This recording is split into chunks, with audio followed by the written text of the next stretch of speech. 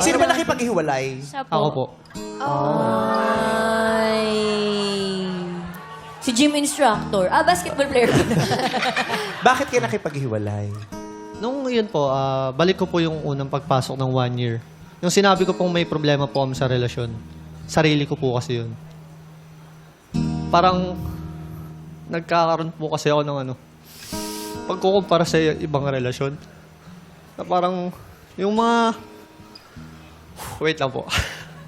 Wait lang po. Kasi nga, nakapang-5 na si Maria, no? Tapos parang... Kinukumpara mo siya sa mga past ex-girlfriends mo? Hindi po doon. Kanino mo ikinukumpara? Yung sarili ko po yung kinukumpara ko Saan? sa mga nagagawa ng ibang relasyon. Na? Like, kunwari, sa Social media mga ba yan? gifts, Sa? mga nabibigay nilang luho sa mga girl gifts. nila, or kaya mga nakapag-travel sila, nabibigay niya yung mga pinaka-deserve ng girlfriend nila. Oo. Ilang Tapos- taon ka pa lang ba naman nun? 20? 21 Ayun ka po. lang. Ayun nga po yung problema ko po sa sarili ko na kaya nga po, imbis na parang ayusin ko po yun, ayusin ko yung sarili ko, ang nangyari po is nasira ko yung sarili ko, nasira ko pa po yung relasyon namin. Kaya ayun po yung isa po rin po sa mga pinagsisisihan ko sa mga nangyari. Kasi kahit na siguro mababaw po sa iba dahil ganun lang po yung reason ko. Pero para sa akin po kasi, gusto ko po kasi mabigay lahat ng deserve niya.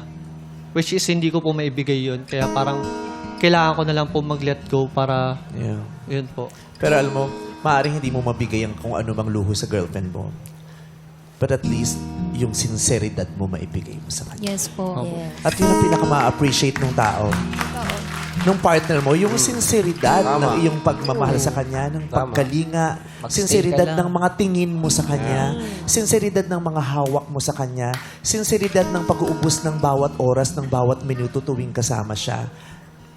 Yung pinakasimpleng sinseridad ng tingin, ay, ang sarap nun. Yes.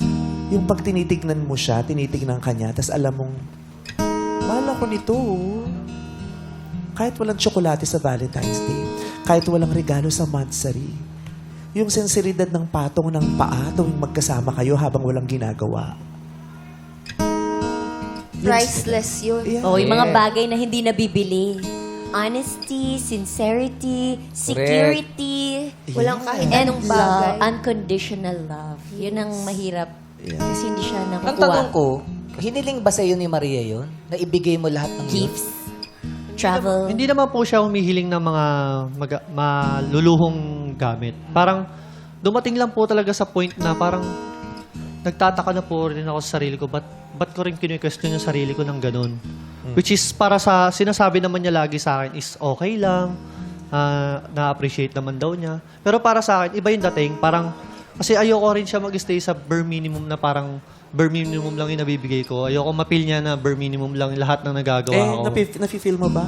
Para po kasi sa akin, kapag sinasabi niya pong ganyan, sinasabi ko lang po na okay lang kung wala kang mabigay. Kasi estudyante pa lang naman tayo eh. Pwede tayong mag-invest in the future. Pwede nating ma-invest yung mga bagay na yun in the future. Okay na sa akin yung sincerity mo, yung loyalty mo, yung honesty mo, respect. Wala na akong pakialam sa ibang bagay. Kasi hindi naman ako materialistic na tao. Okay na ako doon na ma-feel ko yung love mo, yung respect mo. Tapos, ayun lang po. Parang hindi naman sapat na dahil lang sa... Alam ko namang hindi maliit na bagay yun sa kanya. Kasi, syempre, iba naman yung nararamdaman niya. Ayoko namang i-invalidate yun. Pero naniwala ka naman sa dahilan niya.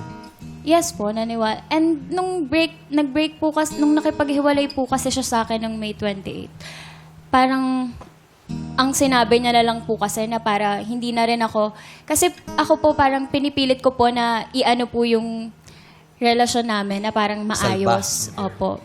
Kaso parang ginawa niya na po na, sinabi niya na lang po sa akin na, I know you love me so much, but I'm so sorry because I don't love you anymore.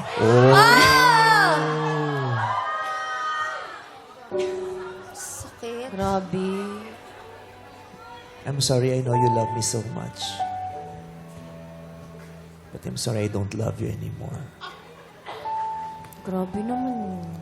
How come? They kingdom come. Dinasalan. I love you so much. But I I don't don't love wanna you lose anymore. you. I will spot in the gym. Is that your advocacy? That's part of my public service. Gusto ko yung advocacy. Naging advocacy. Uy, maganda yun, ha? Yeah! Oo. Tumulong sa ibang tao about their wellness. Yes! Boto mo Yeah. ako, spot kita. Oo. Ano, no? Boto mo ako, spot kita. Spot party list. Maganda yan. But wait. Oh, that's so painful. Anong nangyari sa nung ano yun? Personal na sinabi o through text? Through text po. Kasi umiiwas na po nangyari siya sa sa'yo? akin. May 26 to 27, umiiwas na po siya eh. Yung May 21, simula ng birthday niya, sunod-sunod na po yan hanggang May 26. Okay, doon na tayo Gumigimik sa siya. ano. So, ayun Doon na po, sa ito na po. na-receive ko yung text. Anong nangyari sa'yo? Kasi hindi ko na pwedeng baybayin bawat Tapos, date na sinasabi mo. Ayun Pasensya po, ka na. parang sobrang sakit sa part ko. Kasi ako nilalaban ko pa Walling yung relasyon na levels, kagulgol. hagulgul po. Tapos parang sinosolo ko yun kasi ayoko makita ng family ko na ganito yung nangyayari. Kasi siya yung unang-unang pinakilala ko. Sobrang sakit nung sa part ko kasi minahal ko naman siya. Feeling ko naman hindi ako nagkulang. Parang lahat naman ng care binigay ko. Tapos bakit ganun? Bakit biglang dahilan sa akin hindi na ako mahal? Pwede na naman niya sabihin sa akin yung talagang rason niya. Bakit kailangan niya pa ako saktan ng ganun sa word niya na yun? Sa dami ng mga rason na binigay niya, saan ka doon naniniwala? Yung na-insecure siya dun sa mga nagagawa ng ibang boyfriends sa mga girlfriends niya. Meron siyang personal problem na mas gusto niyang i-share sa mga kaibigan niya. Or yung, I just don't love you anymore. Hindi ko po masabi Saan na mo piniling ano, maniwala? sa I don't love you anymore. Kasi, syempre, natamaan po ako doon. Parang every time nababasa ko yung convo, sakit naman nun. Na parang biglang ganun, biglang hindi mo na ako mahal. Tapos, clarify niya po yun nung after na po ng mga issues. Clarify niya po na, nasabi niya lang po yun kasi gusto niyang talagang lumayo na ako. Na parang mag-separate ways na kami kasi talagang nadadamay na ako sa Kasi sukdulan problems. yun eh. Kung talagang gusto mo makasigurong maghiwalay ka, yun talaga sasabihin mo.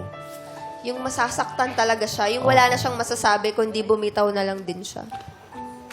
Pero base sa'yo, hindi naman yun ang totoo. Hindi po. Ang totoo, talaga. problemado ka at gulong-gulo ka. Opo. Okay. So wala na. Tuluyan ng nawasak, nagkahiwalay kayo. May mga nakilala ka na bang iba? Nagka-boyfriend ka after him? Hindi po. Wala po. Last na siya? Yes. How are you now? Moving forward po, nasa healing phase po ako. Tapos, kinukope ko po yung sarili ko sa pag-join po ulit sa pageants, imbes gawin kong miserable yung buhay ko. Bakit hindi ko na lang Productive. gawin yung mga bagay na hindi ko nagawa before, na parang nasayang ko na opportunity. Ganon, Hindi ka na doon na lang masyadong po ako umiiyak nag-focus. ngayon? Hindi na po masyado. Hindi ka nagalit. Yes po. Hindi ka na inisa. Kasi nakita ko kayo doon kanina, parang sobrang okay kayo eh. Sabi ko, Yes po. nandun ako sa likod, tinitingnan ko sila yung body language nila. Parang sobrang okay sila. Yung parang tapos na yung galit era. Yes po. yung Inalis galit ko na po phase. yun kasi kapag ka parang may galit ka sa puso mo, parang ang bigat mag-heal. Tama Yeah. naman. So, pinatawad ko na din po siya and naging okay naman na po kasi pinagsisisihan niya na rin naman po yung mga bagay na ginawa niya. So sarado ng kabanatang ito sa kanya. Yes po. Hindi na siya makakapasok pa. Sa ngayon. Sa ngayon po, parang hindi po eh. Kasi Hindi. masyadong mabigat po eh, yung mga naging issue Pero pa. yung iba pwedeng makapasok. Pwede naman po. So let's start the search.